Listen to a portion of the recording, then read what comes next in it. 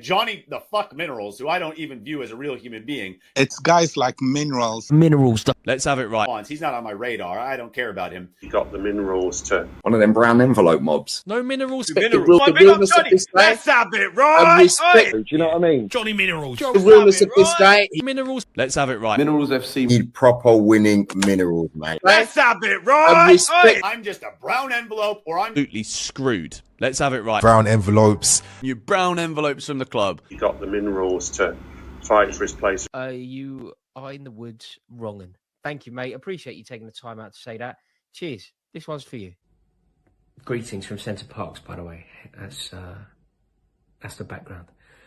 I hope you're all well. This is just ridiculous, though, isn't it? The Minerals. Minerals FC. Do you know what I mean? Johnny Minerals. Johnny the fuck Minerals. The Minerals. In them, we know that they have the minerals. We've not. There's minerals that you need. It's guys like Minerals, and You got the Minerals to Let's have it right. Minerals. Johnny Minerals. like Minerals is one of the very vociferous Chelsea fans. Minerals FC mudded me. I couldn't give a shit about that guy. Let's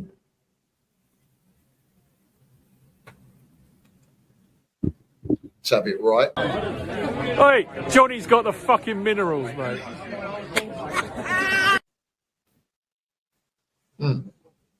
Can everybody just stop getting shot?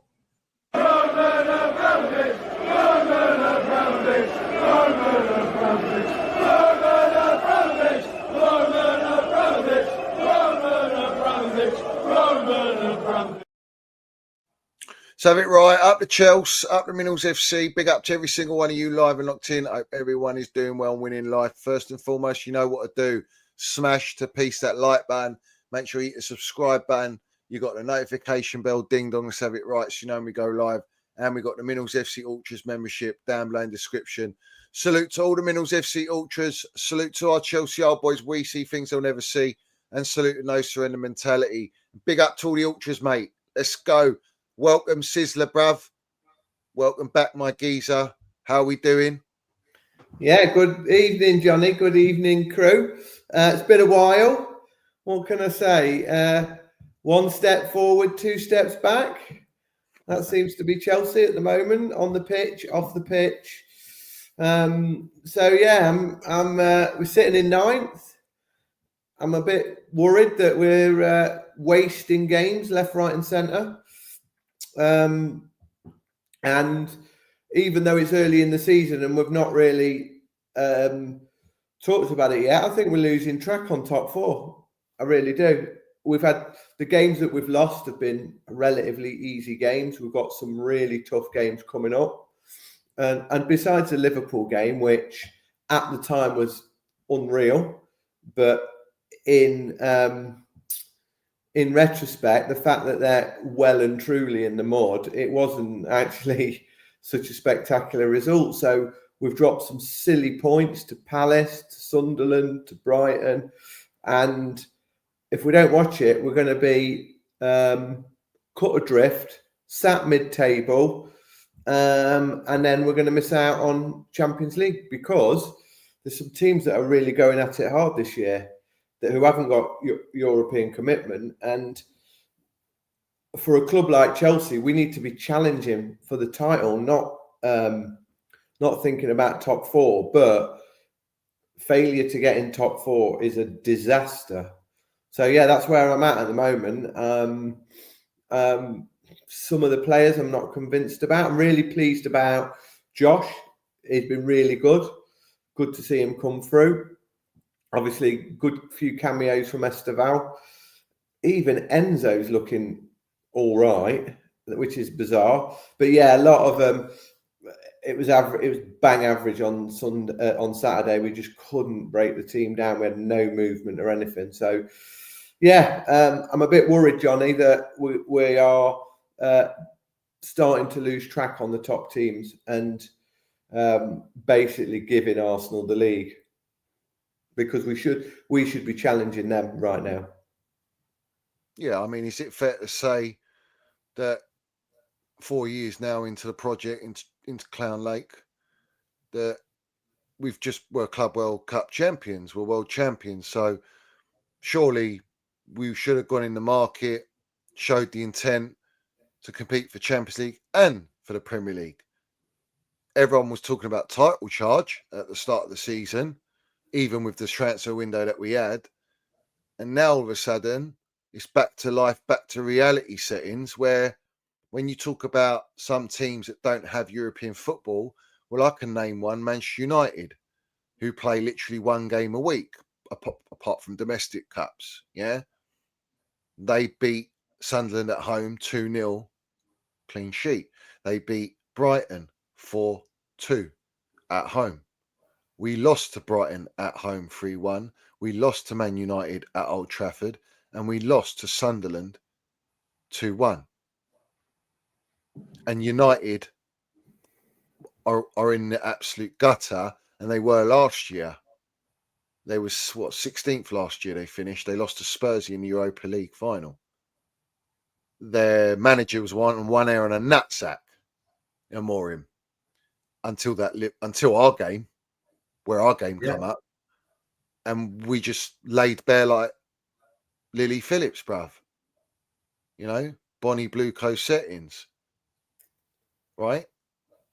So you look at it and you go, that's 3 really, really piss poor results in terms of we should be beating Man United at Old Trafford. We should definitely be beating Brighton at home. And we definitely should be beating Sunderland at home. Like, what are we doing here? So you tell me, like, well, why is it a surprise? I want to ask that. Why is it a surprise? Because it ain't a surprise to me. Why is it a surprise? That United game was utter dog shit, wasn't it? In the fact that poor managerial decisions, poor player decisions, and I was in that crowd. Man United they didn't want to win the game. We gave them the game. They were so nervous, the whole crowd, and we just basically rolled over and let a piss poor team beat us, go 2-0 up against us. All right, we got one back late on, but yeah, you're right. And if you think about that's 9 points United have got on us with those 3 games, and arguably 12 because they've beat us and we've lost to them in a 6-pointer. To get equal points to them this season, we're going to have to win some really big games at some really big teams. And can you see us going away to the big teams and winning? Can you see us going to Newcastle and winning? Well, can you see us going there? No. So if you don't win your easy home games in the Premier League, it's an uphill battle, isn't it? And we've basically capitulated to Brighton, to Sunderland and Palace. So that's 8 points we've dropped already. And Forest, we were very lucky. That first half could have been 3-0 down. Yeah, I mean, it's great that we beat Forest. It's hugely important for me. But yeah, of course, it's massive. But it flattered us. You know, when often you see your team lose 3-0 and you think that wasn't a 3-0. It wasn't a 3-0, was it? No. Flattered us massively. Yeah.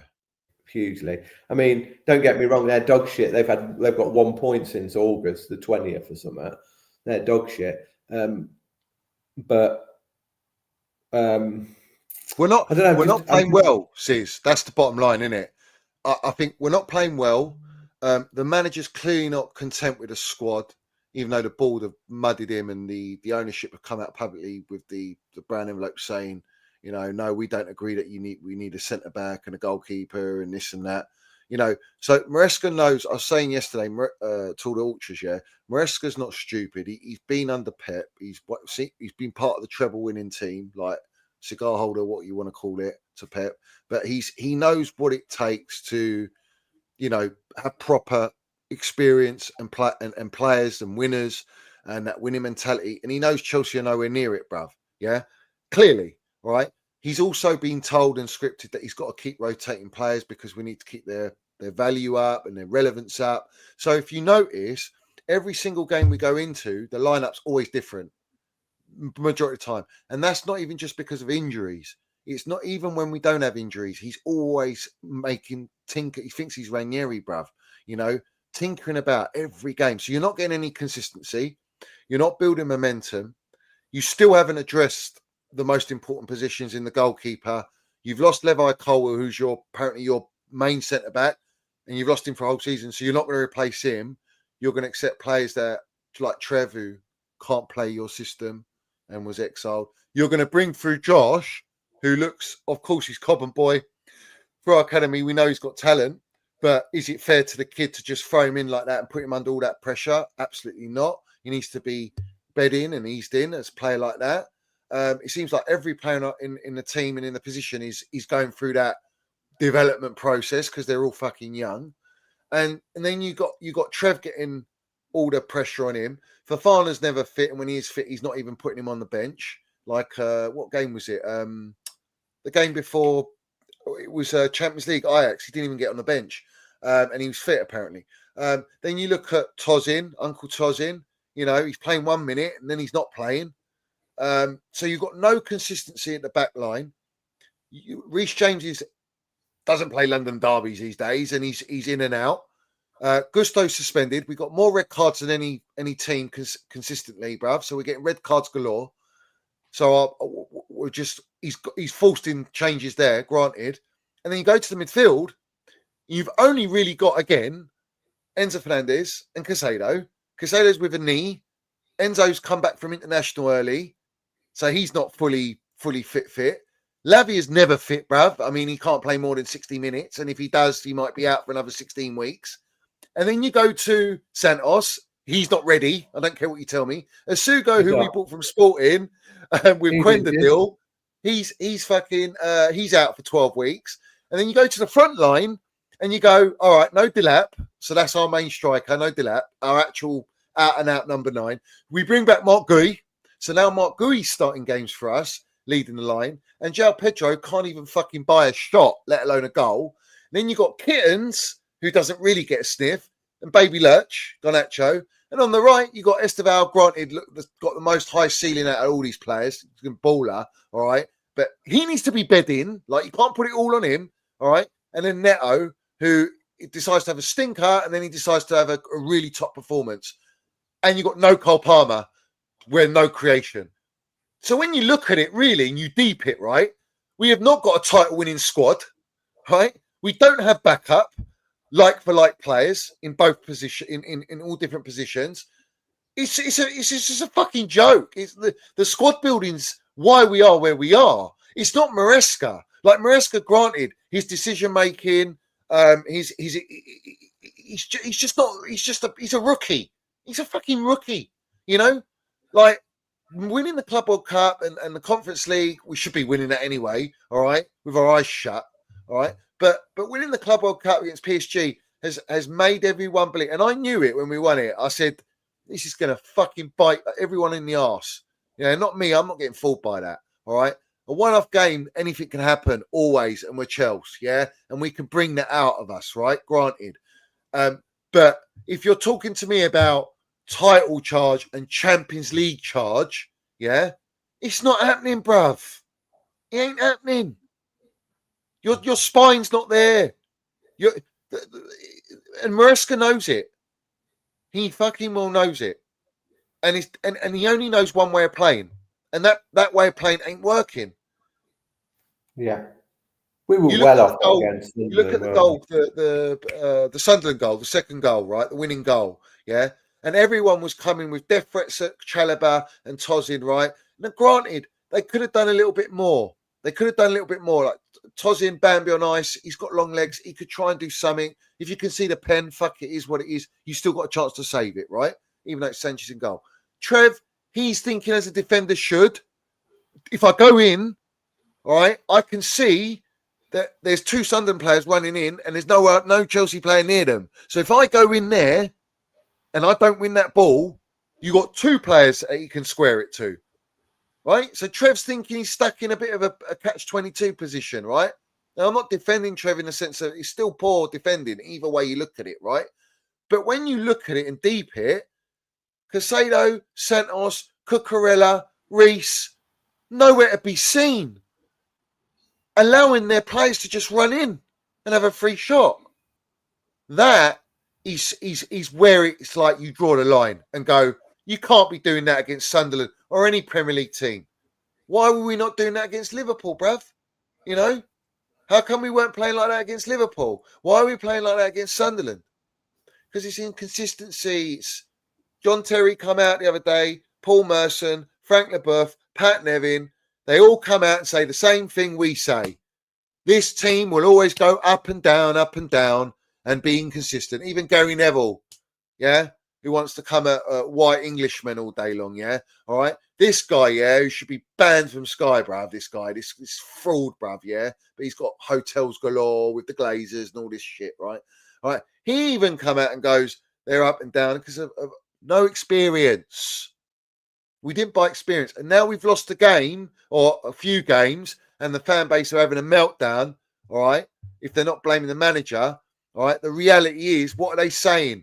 Oh, we're looking at Mike Maignan now, maybe. Oh, we're looking at the Barcelona. Shut up! You should have done that in the summer. You should have gone in the summer and bought the experience, right? You should have bought the. You know you're playing Champions League football. You know you wanted to go on a title charge because you're world champions. So show the fucking intent and go and buy those players that we actually need to give the experience that these players need in the squad and the manager that he asked for so that we can actually have a chance of having a go on a title charge. You didn't do that. You PR it, but you didn't do that. So that's why I'm not surprised, Sizzla, bruv. At all, bruv. At why we are the way we are. Because fucking most of these players, bruv, they're dog shit.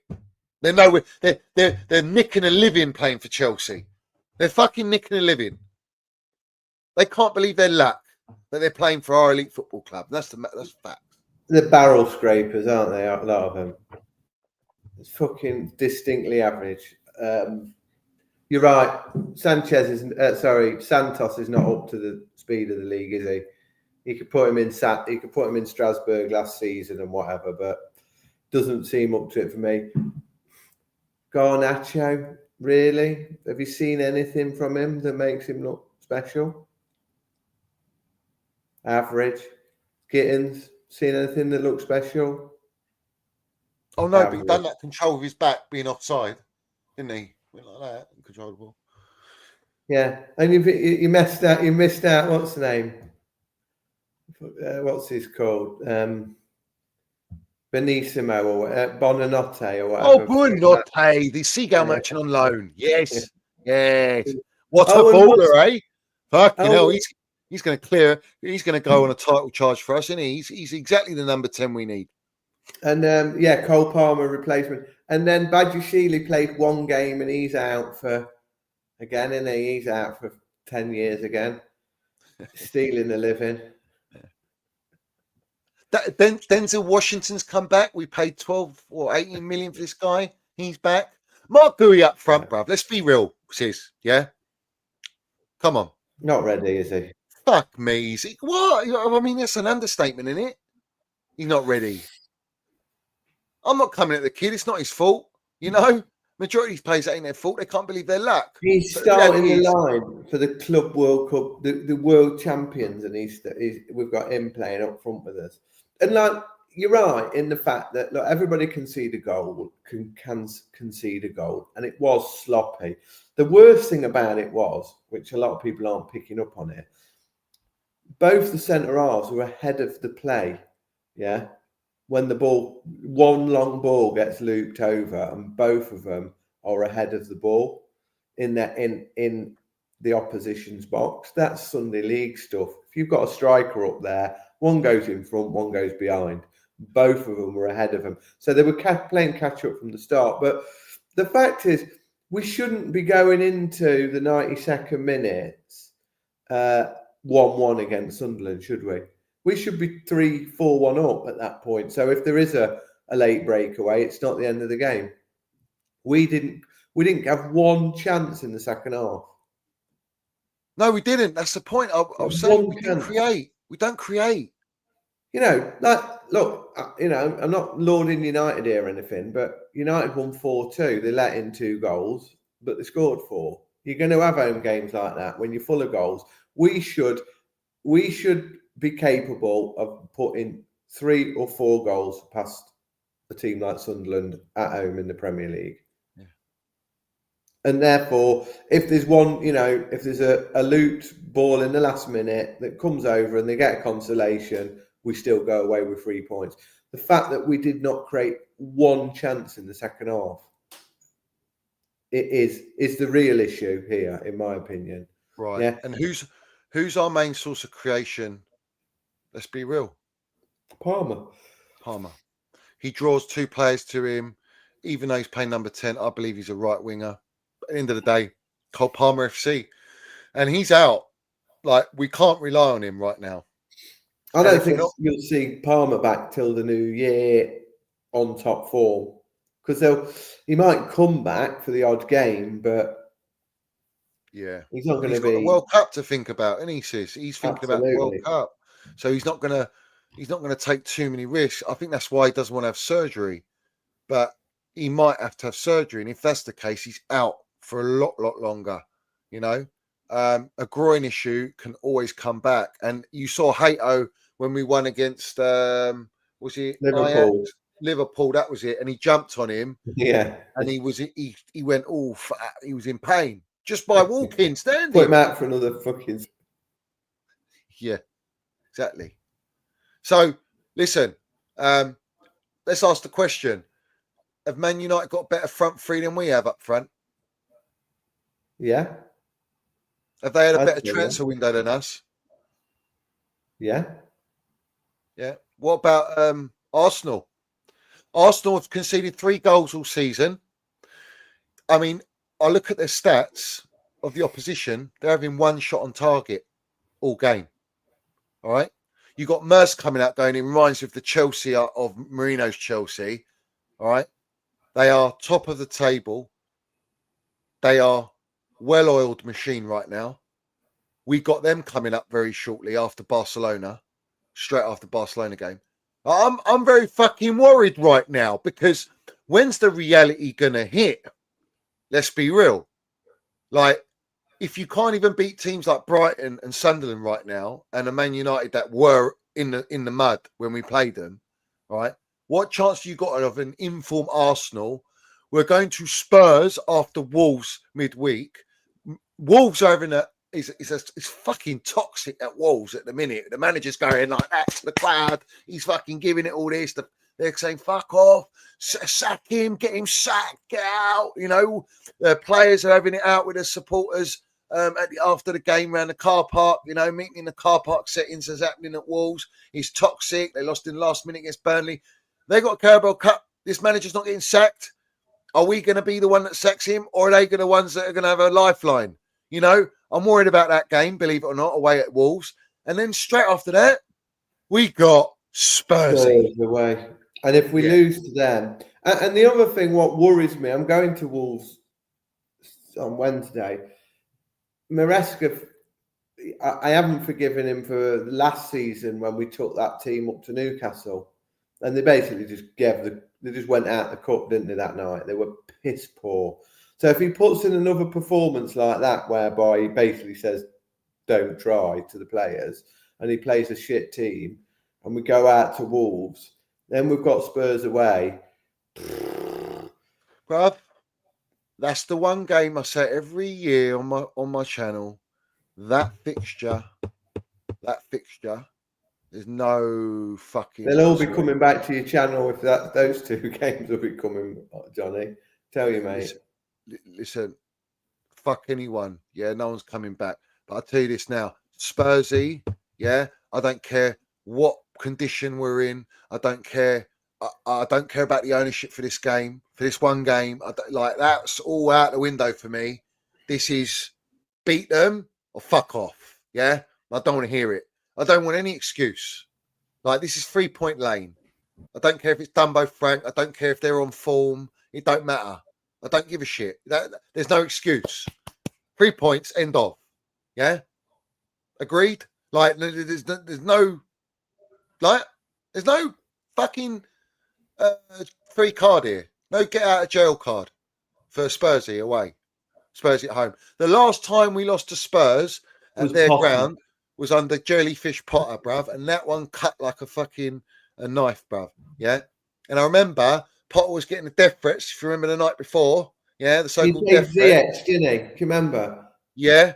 And Meatloaf Tout Bowley was on the piss up in Mayfair wearing a Chelsea scarf and hat. Yeah. And we lost that game 2-0. Unforgivable. Unforgivable. Sackable offence. All right. Should be a sackable offence that we lost to Sunderland, bruv. Yeah. We're losing to our blueprint in Seagull Merchants, regular. All right. Anytime Welbeck comes on, it's like, it's on. You see his free kick against United, by the way. What a fucking free kick that was. Joke. He kept Pedro out of the team. Welbeck. He kept João Pedro out of the team, bruv. Yeah, and like you say, the thing is, right, we haven't played anybody yet other than a shit Liverpool, right? That's the only decent team we've played. United are in the mud. Everybody else, you'd expect a half-decent team to get positive result in them performances, which means, and we're sat 9th, we've got some tough games coming up. Yeah. And that's the other thing, the opposite to Arsenal. Arsenal have already gone away and played Liverpool and played Newcastle and played City. So they're going to play us soon. Is that at home or away? I think it's away, Sis. I think let me have a quick look there anymore. It's away. I think it's away. No, it's at home. 30th of November. Oh, no, you're right. Yeah, it's at home. Yeah. So we've got Barca at home, Arsenal at home, Leeds away. Yeah. Leeds away and Bournemouth away. Yeah, Bournemouth on fire, bruv. He's going to be the next manager that they're going to want. And they think, oh, we bring in this manager, it's all going to be all right. It's not. It's the players, bruv. It's the players, mate. Like, come on, bruv. Let's be real. All right, let's go through it, Sizzla. How many players are you truly keeping in this squad? How many players are you actually going, they're starting, I have to have him in my team? 3. Bar Cole Palmer and Casado and Reese. Who else? That's it. 3. That's it. All right. Those 3. You know, are you? You could swap half of them for anybody else in the Premier League, and it wouldn't improve. Would any of our players drastically improve the other teams in the top 4? Cole Palmer. I think Casado does. I think you put him at United, changes their midfield. You put him at Liverpool, changes their midfield. They don't have a Casado. I think he gets into, I don't know about City. I don't think City. But I think he gets into Arsenal. He could get into Arsenal. Casado could play for Real Madrid, who are sniffing at him. They haven't really got a player like that. You know, I think Cole Palmer fits into most teams. Every club would want him. So those 2 players in particular, yeah. And if Reese was actually fit, he would be another one that would get into most teams. Reece James, they didn't buy. Carrington standing Joe Shields standing next to him with his framed 200 game appearance, you know, like they fucking signed him, you know, giving it all the big shot, giving high fives to all the players. Fuck off, you're directors. You're meant to be scouts. You're analysts, you know. What are you doing on the pitch? Clapping supporters like, it's just embarrassing, bruv. Where do you see that at any other club? Where do you see all these directors going up to the players on the pitch, celebrating beating a Liverpool or an Ajax? It's fucking embarrassing, man. That's like Marina going on the pitch after most games or going in the dressing room. Yeah, you're right. Maybe do it in the Champions League final, but when it's Sunderland at home or... Yeah, come on. Jog on. Yeah. Yeah. So we've got 3 players, haven't we, really? And the rest of them... Would you not take Cucurella then? João Pedro, Lavia? Maybe Cucurella. Not convinced about João Pedro yet. I think he's a tidy player, but he's anonymous, isn't he? He goes missing for games on end. So is that down to how Maresca's using him? Or is it just simply, I believe, right? we're a stock market of players. So is it a case that because there's no actual balance in the team, because there's no clear instructions and they keep changing, their instructions keep changing game by game and their positions change, that no player can actually settle in and get any rhythm going, even though they might have the minerals and talent to do something on a consistent basis? I think that's fair to go, like, to give some players certain slack, because we saw what João Pedro can do. You know, he can score them wonder goals. He can take on players. He's strong, but he's not really an out-and-out number 9. He's not going to get you 30 goals a season. Neither's Dilap. So you haven't got your Victor Osimhen, you know? Yeah, I mean, the environment's not helping. What I'm saying is I don't think he's shit, but he goes missing in a lot of games. He's not Prem ready. Again, ask the question, would he be starting up front for any of the big teams? No, he didn't even start for Brighton. Yeah. So I like him. I'm not against him. In the context of the players we've got, he's one of the better ones. But we've got 3 players, maybe Cucurella. Lavia, I want to like him. But you know, he played the first half against Forest and got dragged off. Has he been seen since? He played against Ajax, didn't he? I think. Yeah. But again, it's not good enough. Like he's not available. Like for 3 seasons now, he's just not. He's not fit. So how can you just blame the manager, Sis? Really? Is that's what everyone's coming out with, all these melts on YouTube and that? They're all blaming the manager. Is the manager the right guy? I don't believe that the squad's not good enough. Like, really, are we doing this? I mean, it's the manager's job to get the best out of the players we've got, but he can't polish a turd, can he? So, but again, like you say, he's a rookie. He's learning on the job. He's not the finished article. He doesn't really know what he's doing from one week to the next. He's just winging it, isn't he? Exactly. It's a big problem, Sis. I am worried this season. I expected it. I also think that the Club World Cup fatigue issue is causing all these injuries that people seem to forget. Like Casado has played every single game for us last year. He played pretty much most of the Club World Cup games, if not all. Well, it was like the Forest game, wasn't it? You know, rest Casado, win the shit. He has to come on and play a really tricky second half, doesn't he? So,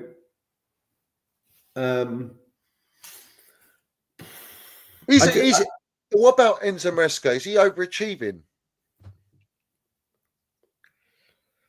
Because we've basically called out that we were only picking 3 players out of the squad, or 5 at best, right? So if you're looking at it from his perspective, he did ask for experience. He wanted Osimhen, I know that for a fact. He wanted a Mike Maignan or a Donnarumma. He wanted, would have wanted a Bastoni for sure, and Mark Gay. So description, yeah. Yeah, so he was basically calling out for a spine. You know, so has he overachieved with a squad, a crop of what we have, 60, 70 players, that majority of them, 92% of them are absolute fucking dross. Like, where he's got to nurture him. Okay, I'll put it this way. One argument says, yeah, but the fact that we shouldn't have a manager of his quality, we should have a better caliber of manager managing us. So yeah, he's done all right. But what better caliber managers can accept this? Is my point. Nobody. So then he is doing all right. You could say, in that sense, for someone that's not that experienced, he's doing all right with actually what he's been served up. Because ultimately, no Tuchel, no Mourinho, no Luis Enrique, Nagelsmann, Flicks, all these guys, Pep, what are they going to do with this squad, really? If we actually deep it and we put, they might They might have a bit more identity, they might have a bit more mentality and experience and whatnot, granted, but you can only work with what you got, yeah? So this doesn't really completely fall on the manager, even though I don't believe he's good enough and he's not worthy to be Chelsea manager. And he also come at the supporters last year. Let's not forget that, calling us out, right? So when you mix it all together, there's that side of it. Ultimately, it always falls down to the buying and selling recruitment policy and the model at Chelsea, which dictates the pitch. That's not ambition. The PR is selling you ambition and saying we're so ambitious because we spent 2 billion, but we've bought 90 or 100 players. You told us we got a 100-point team 2 years ago. No, we're closer with the players. How many players we bought? You know, our wage structure compared to like an Arsenal, Liverpool, United, whereas ours is on like 1.2 million or 1.2 million. No, what is it?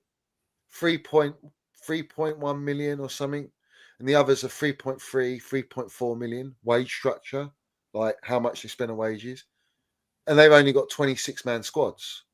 And they got a mixture of top talent, experience, high wages, some lower wages. And that's why they're competing. We've got 70, 80 players, which is why our wage structure's like that. Why it amounts to that amount. Just deep that for a second. You could spend the same money, 3.1 million, and have a 28-man squad with the blueprint of experience, some high wages, because world-class players want high wages, demand high wages. You're not going to get world-class players without high wages. Yeah. So your wage cap eliminates you there, which is why you'll never buy experience. You'll never buy the Osimhens of this world, the Haalands and all these players. Why is City paying him 500 grand a week, Haaland? Why? Because they know what his worth is. They know how good he is. They know he can win him a title. That's why he's there. They know he can win. He's won the treble with them. He can win another Champions League for Pep. That's why he's there. When you got a striker, you always got a chance, right? When we had Costa and Drogba, we always had a chance. They win you finals. They were their big clutch moments, right? You pay the money, you get the rewards. You get what you pay for. They're not doing that. So they spent the same amount of money on wages, but with a fucking roster of just young players to flog and hope that they can make a buck on it. And then now we've got no money left because we spent the 2 billion. We're only paying interest only on the debt that they've taken on the club, right? Private equity merchants. So ultimately, we're going now they've already PR'd. We're going into the next transfer window in the summer, more than likely having to sell first team players again, like we did this year, to generate the most money because they're always been advertised. But it's going to be your Cole Palmers. It's going to be your Casados. It's going to be those types of players. It's going to be your Trev, could be a Reece, Pure Profit, Josh. You know, all these types of players, they're going to go. And then you go back to square one again into the next season. And then Enzo Maresca's going, hold on a minute. I was building something last year. I won the Club World Cup, won the Conference League. I've got players going. I've got some sort of blend. Now you've just dismantled that. Brought me in younger players that might be more talented, but you brought me younger players that I have to go through the whole process again of them adapting and bedding them in and going through a seat. Do you know what I'm saying? And that's why it is the way we are. That's why we're inconsistent. That's why we're going up and down. And people can't fucking see it. You know? Enzo Maresca hasn't got enough experience himself to fall back on. He ain't even got players with experience to fall back on. Remember Super Frankie Lampard? Do you remember? Jamie Carragher, always stick in my head. He goes, Super Frank hasn't got the experience to fall back on, right? Being Chelsea manager. Did you know he's got more points, as Frank Lampard had more points than Enzo Maresca for Chelsea?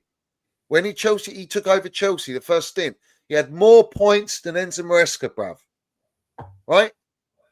With less fucking experience. He only had one managerial year with Derby. Went under Roman, the most ruthless owner, got us top four, losing Eden Hazard, transfer ban, and bringing through Mason Mount, Reece James, and all the Billy Gilmore's and all these players, right? Tammy Abraham and all that. Now you can understand, right? he had experience to fall back on with players to an extent, right? That got him through games, your Jorginhos, your Rudigers, and all these guys. Or he didn't play Rudiger, but you know, he had players in the mix there, yeah, the Alonsos and all that. Well, Enzo Maresca's they've spent more money under Blue Co in less time, and you haven't got that, bruv. You know, and that's facts. Blue Lounge. Lampard set up Tuchel. He laid the foundations for us to win the Champions League. He really did. I mean, we went top of the group stage, and I said I was the one. I went on Monsters Channel, and I've got that somewhere. And I went on there, and I said to everyone, "We're going to win the Champions League," and they all laughed at me. I said, "You watch. Chelsea will win the Champions League, whether it's with Lampard or not. We're going to win the Champions League this year," and we went and fucking won it. You know, Tuchel come in and we won it, right? So, bruv, Lampard's landing with Coventry with no budget. So what's the excuse for Enzo Maresca? I believe he's too dictated by the ownership directors. We were told, if you'll remember when Enzo Maresca, before he got appointed, and I need to dig up the tweet, and I think it was from The Athletic or Matt Law, and it was said that they want a manager where the directors can micromanage and be on the training pitch with the manager. How many times have you seen Winstanley, Joe Shields and Stewart with Enzo Maresca on the training pitch? I've seen many times, bro. Many times. They're controlling it. They wanted Garnacho. Do you think Enzo Maresca wanted Garnacho? I don't believe that for 1 second, bro. No. And so you're effectively saying that the club is not consistent in any aspect of footballing terms. Well, even in the business sense, they're not consistent. So we've got no consistency right throughout the organisation, and therefore, if the top's not consistent, then the next level down ain't going to be consistent, and then it gets to the playing staff, and we're not consistent. We're great 1 week, dog shit the next. So, and the players that the transfer window is hugely suspect. Again, we're pinning our hopes on a fucking 18-year-old kid from Brazil, aren't we?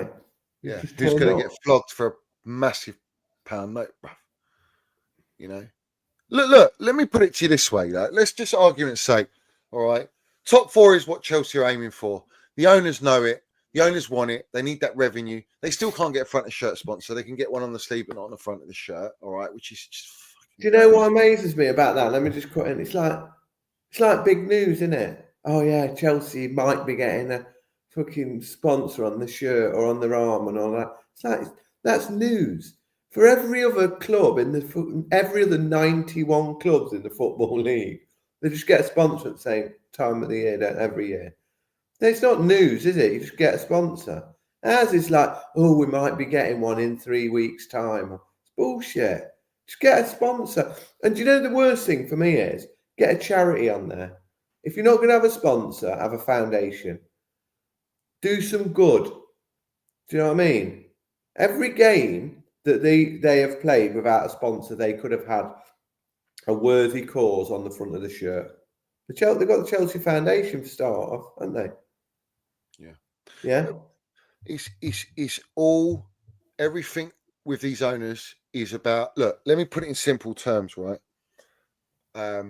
You buy a house, needs work. You want to renovate it. You go in there, get it very good price, half price, but it's in top location. You fix it up. You spend the money. You get a loan. You fix it up. You get a loan to buy it. You get a loan to fix it up. You keep it for 5 to 10 years. You're going to sell it for more than what you put the money in for, what you bought it for, right? But you're not going to repay a mortgage. You're going to pay the interest until you sell the property. You wait for it to build its overall value, and then you sell it. That's exactly what they are doing with our Chelsea. Except it's not just Chelsea. It's the women's team. It's the car park, the hotels, the land, Cobham training ground, Strasbourg, the multi-clubs they want to buy. You know, they're breaking up all the assets. Roman had it under one umbrella in Chelsea. they've broken it all up under Blueco Holdings, the hedge fund. So everything they do, it's not like they're solely dependent on Chelsea winning. Winning doesn't just guarantee you making money, does it? Is it? Do you like all these other clubs? Brighton are the best well-run club, according to Siri Merchant, Barley, and Chelsea. That Chelsea weren't managed very well on a sporting level and financial level and marketing level, right? That's what come out of his gob. Let's not forget that. So Brighton they're making a load of money. They're making so much money. Their profit is huge. Spurs are not winning fuck all. Now they won the Europa League, but once in a blue moon. But they're generating the most profitable club because of the stadium and the concerts and all that shit and the branding, milking the supporters. That's what football is now. You don't have to win to be successful for these guys. These guys are making money regardless. You don't think that they're making money on a middle okay, they might make 15 million, right? And it's not a lot, but on the books, it's a lot. It all amounts. And what they're saying is, there's no doubt that obviously if you win the Champions League and you win the league, you earn the biggest riches. But the risk involved in getting to that status is not worth it for them. They can still make good money by just aiming for top four. Yeah. Yeah. And they to need use to your analogy, they're buying a house to sell it on for profit. They're not buying the house to settle down, live in it like a home and spend money on it that maybe you shouldn't, but you want a nice new kitchen and you want the garden doing up or whatever. So that's what Roman had it. He bought the house to live in it. To live in. These lot are Airbnb in it. Yeah. Or HMO in it. Yeah. And this is the point I'm trying to make, right? It's true. It's a good analogy. They don't love football. Let's make that very loud and clear. They don't know anything about football. The directors they got haven't got experience of football. They're fucking rookies themselves, these directors. They're trying to make a name for themselves, right? Let's be clear. The manager is not elite, proven. He's a rookie, he's learning. The players you're buying are rookies. Everything is because it's what? Controllable. And you're using the brand Chelsea. Now we're going to move on to serious issue in terms of Meatloaf tout Bowley, the Vivid Seats, Clear Lake's Ticketmaster, and the software that they own they own the software Ticketmaster use, and the fact that Sizzla's going to explain now what it's like at every game now. Yeah, so essentially, I sit in the family stand, and the last 3 home games I've been to, there's empty seats, loads of them. So you got a situation whereby the game sells out within like 2 minutes, 3 minutes online. You've got your average supporter who's got a normal membership, can't get a ticket. Anybody who reads Twitter or any form of social media can see around ticket days, sales days, that there's lots of disgruntled members who haven't been able to get tickets. Yeah. And then I'm in the ground as a season ticket holder, and there's 8 seats in front of me. Nobody sits in them the whole game. So how can that be the case where we've got a situation where honest people, normal supporters can't get tickets for the game? All the tickets are sold, aren't they? The games are sell out, but people don't actually attend the games. So help us understand how that one works out. Is it the case that we've got mass touts buying tickets, and if they buy tickets, let's say you buy 10 tickets and you're selling them for each one for 10 times the value, you only need to sell 1 to break even. You sell 2 and you've doubled your money. But then those 8, so you've doubled your money, but there's 8 seats that don't get taken. So we've got a big issue at the club, I think, whereby I don't know whether it's touts or bots or whatever, but people are buying tickets and not attending games. And now, you know, your average supporter might do that every now and again if they've got commitments or whatever. But how can you have a situation where the tickets are just being sold, but nobody's attending the games in mass numbers? Answer me that. Yeah. And I've got photographs, and I don't take them 5 minutes before the game. I take them 10 minutes after the game started. So it's, you know, it's a genuine, nobody's taken these seats. So for the last 3 home games, that's happened. And that Benfica game, you know, I was dead excited. First Champions League game in 3 years down the bridge. Big effort to get there on a Tuesday night or whatever. Did you hear that? Yeah. First Champions League game in 3 years at the bridge since Blueco took over after spending $2 billion. I just wanted to throw that one in there. Yeah, but like, yeah, you get there and it's just loads of empty seats, and then the people are there I don't recognise. They're just tourists, basically. No atmosphere. First Champions League home game. Don't get me wrong, the game was dog shit anyway on the pitch. So the spectacle on the pitch was not very exciting, but the overall experience gave me the feeling of, actually, I'm not that interested in going to Champions League home games, which is saying, it sounds bizarre, doesn't it? When it's boring going to a Champions League home match.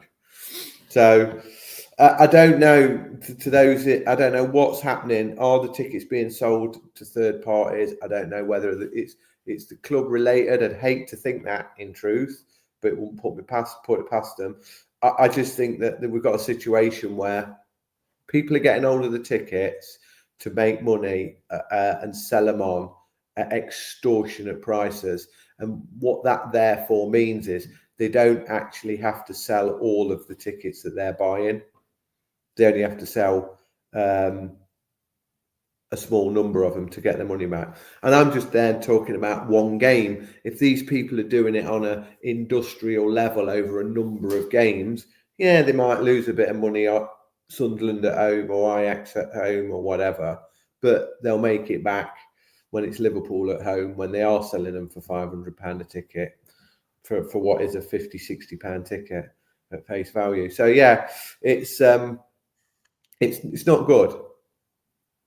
No, I mean, if it's happening on a regular, yeah, then I'll tell you it's an absolute rig. Yeah, it's a fix.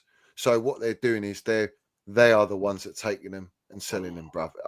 Listen, I'm not naive. I'm not stupid, bruv. Yeah. How can you have all these true blue, you know, members sitting 80,000th in the queue? Is that all the seats empty? Wow. It's 3:10 on a Saturday. Wow.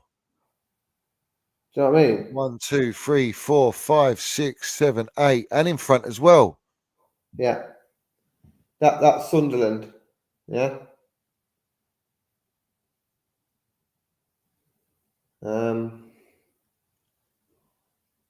There we go. That's what the atmosphere is. No, sorry, Benfica at home. Fucking hell, man. You know what I mean? I've never seen that, bruv. And that's 10 minutes, 15, 20 minutes after the game. Look at that then.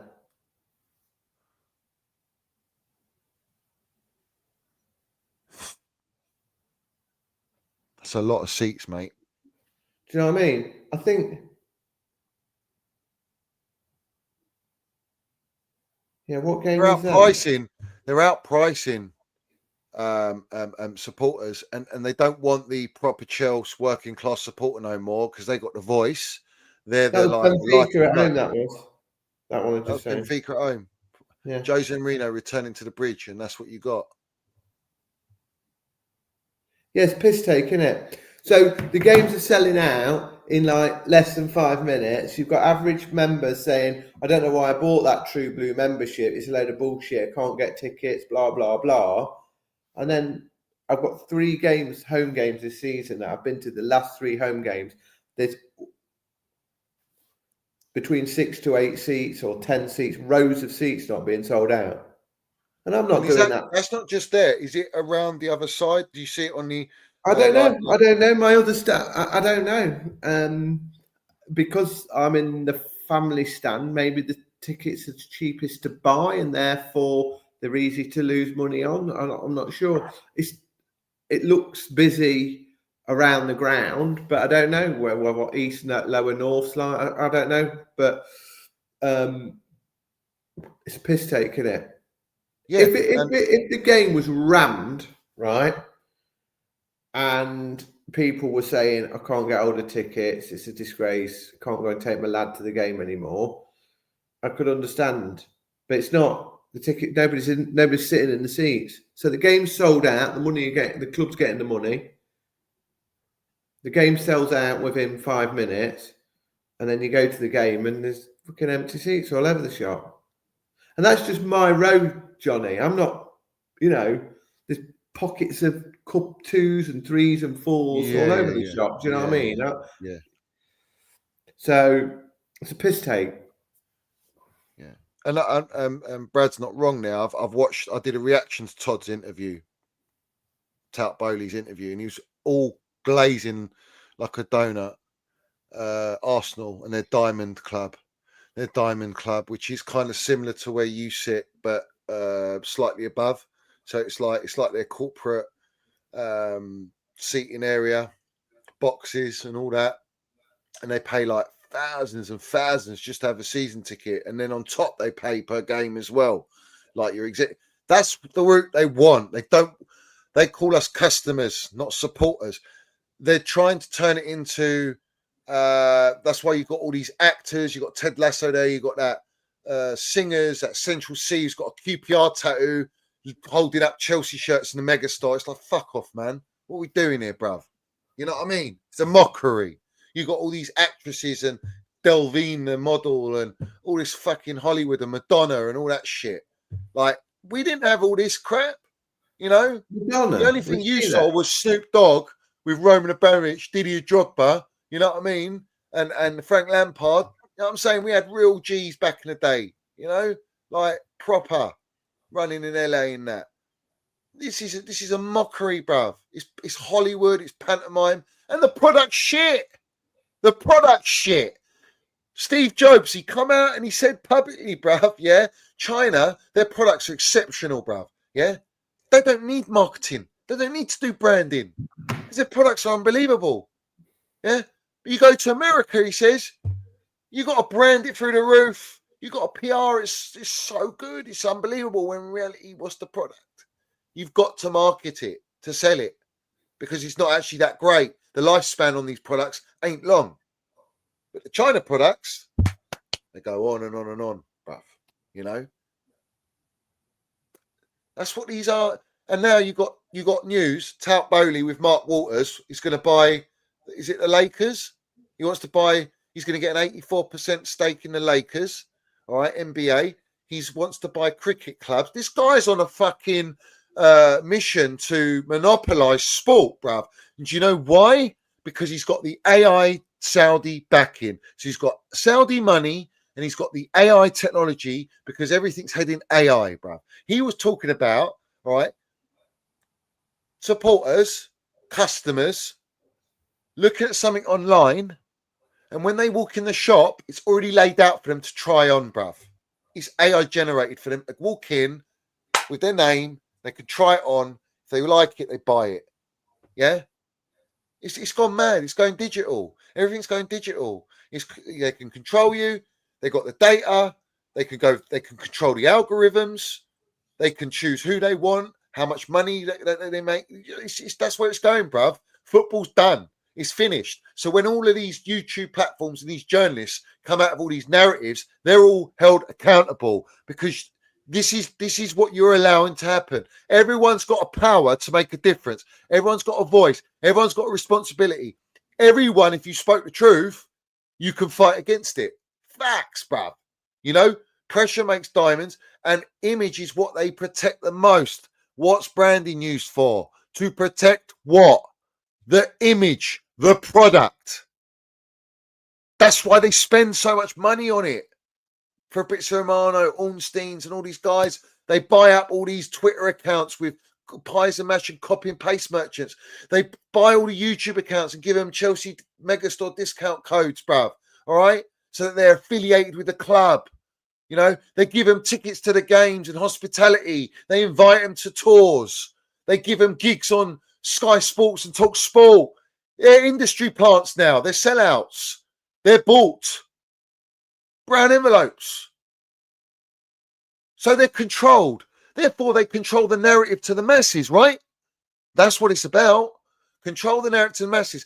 And now this is why it's important, Sizzla, that you're seeing these seats empty. True Chelsea supporters are getting outpriced. The 10% discount that they're offering to Benson Edges, Eunice Talks Blue Co, who co-signed Vivid Seats with me in the debt, nearly 10% discount merchant, all the Paul Canaville foundations and partners, yeah. The 10% discount discount merchants, yeah, with the Chelsea Megastore, they're offering that to all their fucking minions, yeah, subscribers, to make Blue Co money. All right, because it's co-signed off by Blue Co. It's Blue Co owned Chelsea, right? But yet someone like Sizzla, who's got a season ticket, doesn't get 10% on his season ticket discount for the Megastore no more, like it used to be. Now he gets a £150 voucher one-off. Make sense. £15. Sorry, 15 quid. Sorry, 15 quid for the whole year for him having a season ticket. He gets, instead of 10% discount they were getting as season ticket holders, and rightfully fucking so. But you give it to all the content creators to offer out. It's a fucking disgrace, bruv. Won't have it. Don't tolerate it. Yeah? That's disgusting, that is. That is disgusting. Someone like Sis and many other Chelsea season ticket holders that travel home away Europe, yeah, don't get the privilege of getting a 10% discount in the Megastore, where they might have a kid as well that wants every shirt, wants every name on the back, wants more than 2 shirts of each home and away kit, or wants the socks, or wants the fucking drill Nike tracksuit. It's a joke, man. They're milking everyone, bruv, left, right, and centre. That's why I boycotted merchandise, bruv, since Roman's been sanctioned. I haven't bought one fucking Chelsea kit, Chelsea sock, shorts, nothing, bruv. I won't buy it. I won't buy it. I will still not buy it. I will not put 1 penny in their fucking bank account, bruv. Won't do it. Yeah. But Johnny, reality is I saw 2 guys turn up, sit in front of me on Saturday, and literally they still had the tags on the shirts and the Megastore bag. So, you know, I don't know how much a home kit is. 80, 90 quid. They're just buying it, sticking it on, still got they the tag on. Tourists. They're all tourists, aren't they? But that's why the atmosphere's dross, right? With the Sunderland away end, I was told they were louder than the Chelsea. Oh yeah, much better. Yeah, that was like Christmas Day for them, wasn't it?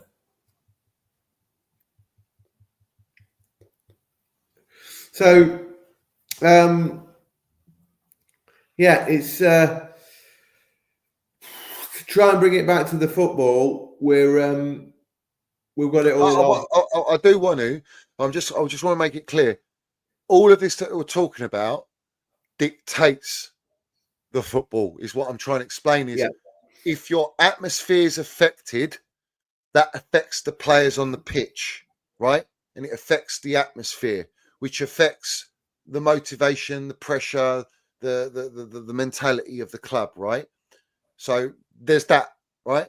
Then there's the players you're putting on the pitch, and what level of quality, and the wage structure restricts that. And then we go to the manager.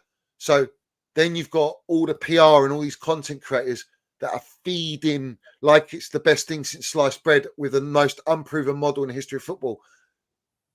Then you've got the results. And then you've got the way we're playing. It's all a fucking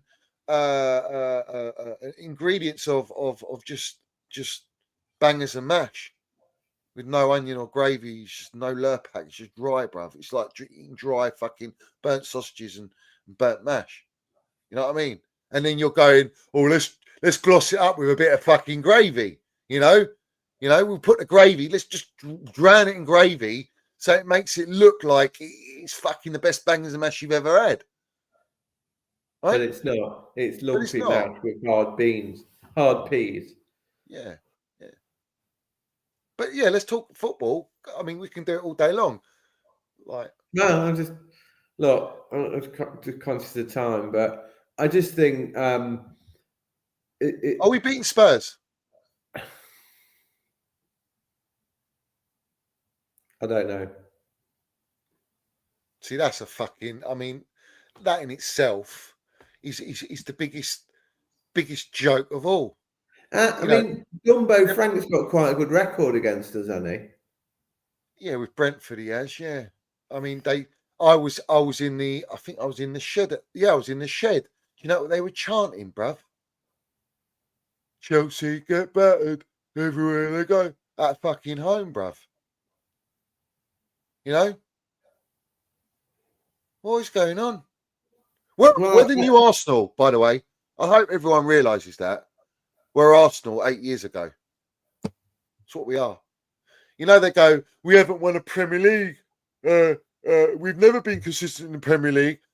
Can I remind everyone, yeah, we won our last Premier League in 2016? All right, okay. But is everyone that fucking naive and stupid to not understand when we had Tommy T and we won the Champions League and then we went into that next season and we were at the King Power and then we played Juve at home in the Champions League because I was at both them games. We were top. We were top of the league. We were flying, bruv. Then we lost Chilwell and then we lost Reece. And then we were fucked. The system was fucked. All right. But we were top and we looked like we could actually genuinely go on a title charge, right? You believed it. I believed it. We all believed it. We were behind the manager. We were behind the players. We were fucking buzzing, bruv. Like, that's what you need with the right experience and quality in the manager to go ahead and do it, right? We're just unlucky with injuries, bruv. You know? Now we haven't got nowhere near that, have we? No, we're nowhere near it, bruv. That was the closest we were. And that was 4 years ago. Or 5 years ago even now. Fuck knows. You know, so far it's such a distant memory. Do you know, I was saying, Sizzla, 3 years ago, if we don't stop the model, we're finished. We're done. Like, we need to stop the model. The model's going to kill this football club. I knew what the model was before anyone fucking knew what it was. I was telling everyone, and you didn't want to pay attention. And here we are now in the 4th year, and you're all going, change the model. You're going to change the model now. Don't get me wrong. It's like, I love the fact that we won the Club World Cup. But great. Every trophy, great. But it's not a major we've honour. won it all of that. And you know, when I went to Road Claw and we were in that stadium with 15,000 fans, it was unreal. Loved it. But it's masked a lot of us where we were before that Fulham game last season. We're back there, really, aren't we? We are. We're back to that. We are. We truly are, mate. So and now we don't have Cole Palmer, which is even more of a worry for me because and you know, like, this is, I don't know what your view on this is, that like Noni Madueke was all right, but it looks like he was a lot better than Gittins and Garnacho. But this is the point. That's the model. Madueke advertised at us. Nicholas Jackson advertised at us. Then resale value, make a profit. They've developed perfect for us to be a feeder club to our rivals. So yet Lego Head wants him part of their title charge. What if Madueke is the one player? Because you know you get like we had Batshuayi who won us the league. You know that scored that goal. What if Madueke is that fucking player that scores the goal for Arsenal to win the league? What are you all going to turn around and say? What if it's Kai Havertz? You know? You don't sell to rivals. You definitely don't sell to Spurs. These clown owners want to build bridges with Spursy, bruv. They didn't go in the final hour like we did with Willian and Roman, yeah, against Spurs for Xavi Simons because they didn't want to burn bridges with Spurs. Like, how does that make you feel, mate? And the other thing is as well, right, is what did Raheem Sterling ever do wrong to be fucking rotting now? He's on 300 grand a week. You're telling me that a fit Raheem Sterling's not as good as Gittins or Garnacho or any of them? Yeah, exactly. Yeah, they'll feed agenda on him, won't they? Everyone's trying to mug him off. Do you know what I mean? Oh, he's shit. He's not good enough. What, and they're fucking brilliant, are they? Bruv, Garnacho decided to do the same celebration he did for Man United at Chelsea. Like, that is embarrassing. Yeah, especially in the game. It's like he wants to trademark that celebration now. Like, Cole Palmer's got that. You know, let's trademark Garnacho sitting on the billboard and doing all that shit. That's the trademark Garnacho so FIFA can sign it up and pay Blueco loads of fucking royalties. Is that what it's come to? But you can't tell me that fucking Sterling ain't any better or worse than any of them players. No, absolutely not, man. No. And what has Sterling got? He's won 5 Premier Leagues, 7 fucking Carabao Cup. He's got experience. I'm not saying he's the answer to the world, but there's certain. If it was a truly sporting project here, there'd be times when he would be called on to be on the pitch when we need him. So there's 2 points here. Chilwell as well, another one. Chile. Right. Exactly. One of the best left backs in the fucking world. And the agenda from the Gen Z. It's the Gen Z supporters, man. They killed this club, bruv. And these owners are feeding on it. They're feeding on that. But what Brad's put there, me and Sizzla brought it up, actually. Credit to Sizz.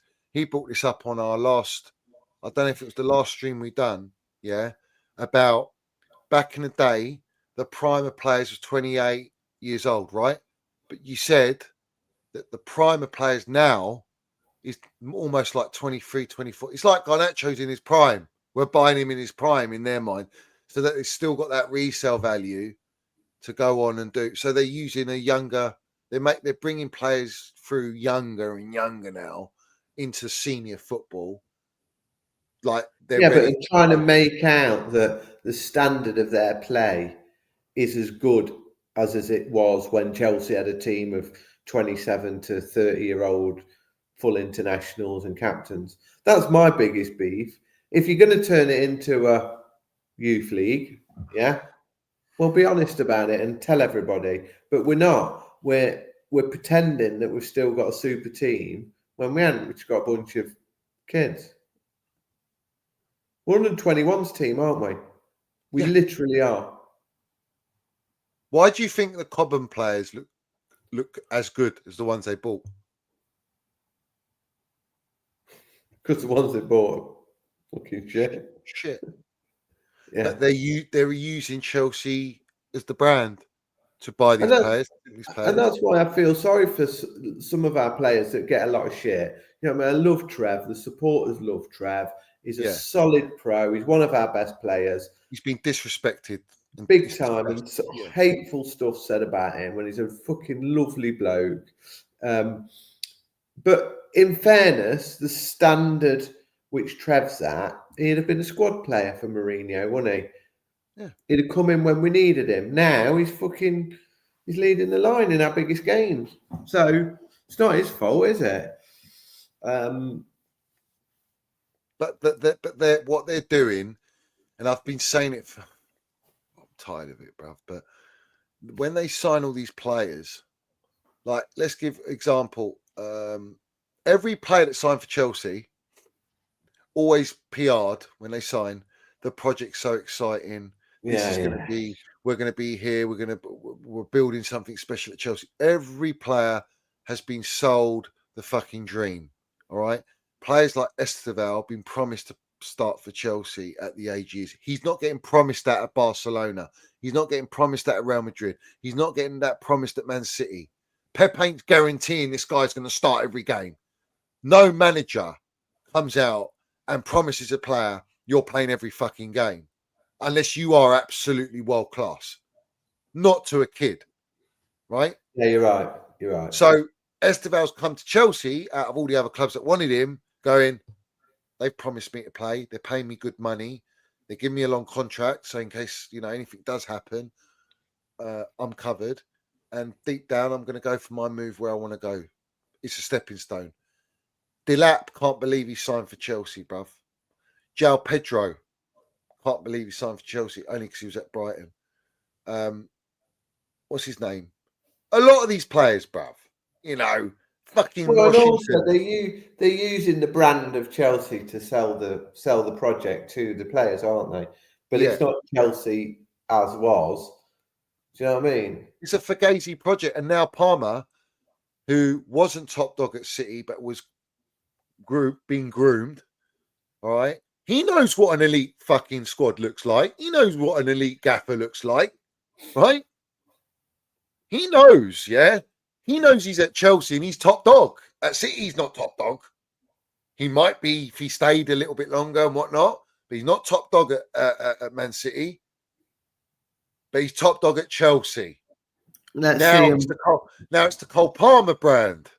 Now it's trademarks, and he's the next thing. He's the next hope for English football. Do you get me? So now he's going to get his big move, and if we don't get Champions League or we don't challenge, he's going to want to go, bruv. He's not going to stay. These guys ain't staying for 8 years, mate. Bowley come out and said when they get to the last year, we don't want that. We don't want them coming to their last year of contract. We'll have to sell them if they don't re-sign. Well, if they get to an age that they can't re-sign, then you're gonna have to sell them with the intent to sell them. That's the model, bruv.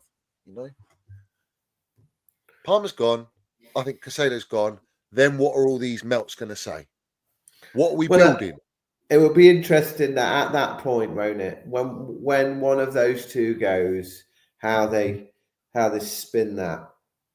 Then it'll be revealed to a lot of people. Yeah, because people are Al Pacino in the dark, bruv. Percent of a woman, by the way. Brian, big up to you. Minnals FC Ultra for 19 months. It's big up Generals always. Up the Chelsea, up the Minnals. Long live Chelsea, old boy. And Blue Cons out. In fact, Blue Cons, bruv. It's a good one. Bonnie Blue Cons. They called us negative a week ago. Lol, Muppets. Yeah, fucking, bruv. It's not negative. It's just speaking the truth, bruv. A week ago. You know what I'm saying? Everyone's in the mud. But listen, big up to you, Sis. I'm thinking of doing a watch along for Spurs. I don't normally do that sort of stuff, but I might do it for this game. It's such a big game. Such a big game. Yeah, I think you should, mate. I think it'll be hilarious. I think it'll be quality. It'll be a prime time viewing. Yeah. Yeah. Just better win, mate. Better win. Yeah. So, Ultras, you know what to do. Smash the like button. Subscribe if you haven't. Put your comments down below. And I'll be back for Wolves review. Carabao Cup. It's going to be very interesting. And then we'll do a watch along for Spurs. Fuck it. Let's do it. Big up to everyone. Look, mate, It's great to chat and catch up. It's great to see that the community's still absolutely buzzing. It's flying. So big up all the Minerals FC army and yourself as always, Johnny. So thanks for having me on. I've really appreciated it. Yeah, big up, sis. Love to everyone. Up the Chelsea, up the Minerals FC. Win, lose, draw, blue co out. Nice friendly mentality. And we'll see you on the next one, yeah? Let's have it right. Let's go.